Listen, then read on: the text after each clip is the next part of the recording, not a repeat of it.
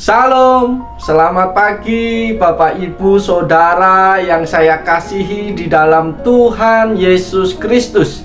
Dengan rasa syukur kehadapan Tuhan di pagi hari yang indah ini, dengan kekuatan, kesehatan yang berasal dari Tuhan, yang memungkinkan pagi hari ini saya boleh menjumpai Bapak Ibu Saudara kembali melalui program Motivasi Pagi. Kebenaran firman Tuhan pada pagi hari ini terambil di dalam surat Filipi pasal yang keempat ayat 12 sampai yang ke-13 yang berbunyi demikian.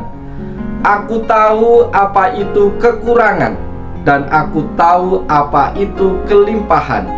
Dalam segala hal dan dalam segala perkara tidak ada sesuatu yang merupakan rahasia bagiku, baik dalam hal kenyang maupun dalam hal kelaparan, baik dalam hal kelimpahan maupun dalam hal kekurangan. Segala perkara dapat kutanggung di dalam Dia yang memberi kekuatan kepadaku. Amin. Bapak, Ibu, Saudara yang saya kasihi di dalam Yesus Kristus, saat menghadapi masalah, seringkali kita bertanya, mengapa semua harus terjadi? Bahkan masalah dapat membuat kita menjadi kecewa dan putus asa. Namun jangan sampai hidup kita dikalahkan oleh masalah.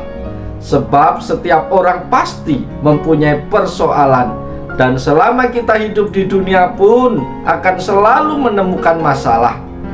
Masalah itu terjadi untuk melatih iman kita agar semakin bertumbuh dan dewasa di dalam Kristus.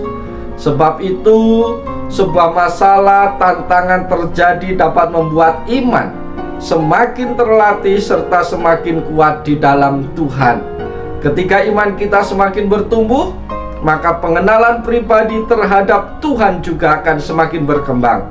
Maka itu, saat terjadi masalah, perkuatlah iman percaya kita kepada Tuhan, agar melalui iman, kuasa Tuhan semakin nyata dalam kehidupan kita. Para sahabatku yang dikasihi oleh Yesus Kristus, apa pesan firman Tuhan pada pagi hari ini, sehingga kita mampu menghadapi setiap masalah yang terjadi di dalam kehidupan kita? Pesan Tuhan yang pertama, kalau kita mau menghadapi masalah dalam hidup kita, adalah mendekatlah kepada Tuhan. Para sahabat yang dikasihi Yesus Kristus, boleh saja kita memiliki masalah yang berlipat-lipat besarnya, namun jangan sampai karena masalah tersebut kita malah menjauh dari Tuhan. Semakin kita jauh dari Tuhan, semakin jauh pula kita dari perlindungannya. Kita juga akan semakin lebih rentan lagi terhadap masalah.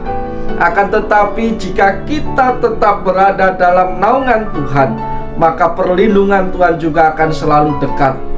Coba kita ingat kisah tentang Ayub yang mengalami cobaan penderitaan yang begitu dahsyat.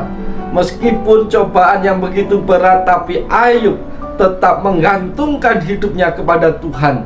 Dan akhirnya Tuhan mengembalikan hidupnya dan membuatnya lebih baik berlipat-lipat. Firman Tuhan juga menjelaskan, janganlah kita menjauhkan diri dari pertemuan-pertemuan ibadah kita seperti yang dibiasakan oleh beberapa orang. Tetapi marilah kita saling menasihati dan semakin giat melakukannya menjelang hari Tuhan sudah mendekat. Amin.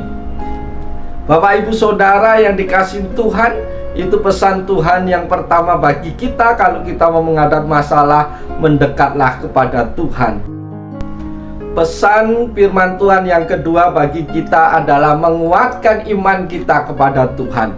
Tuhan akan selalu memberikan jalan keluar bagi setiap orang-orang yang dekat kepadanya.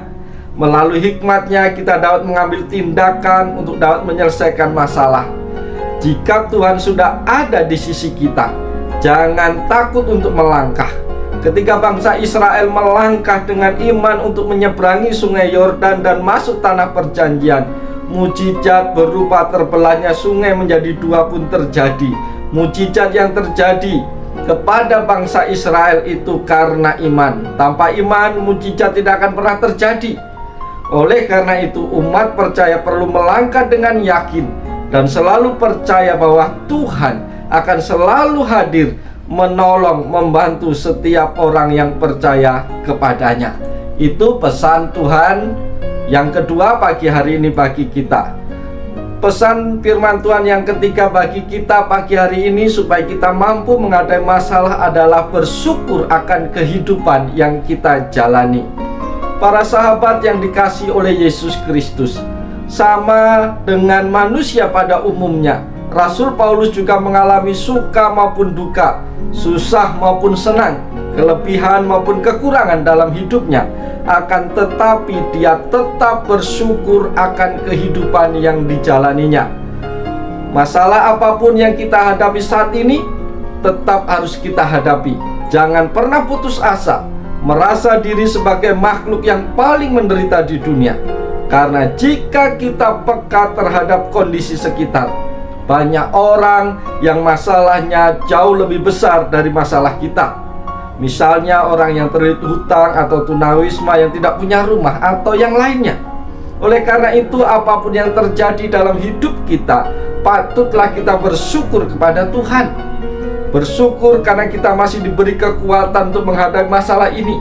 Kita juga tidak menghadapi masalah sendirian.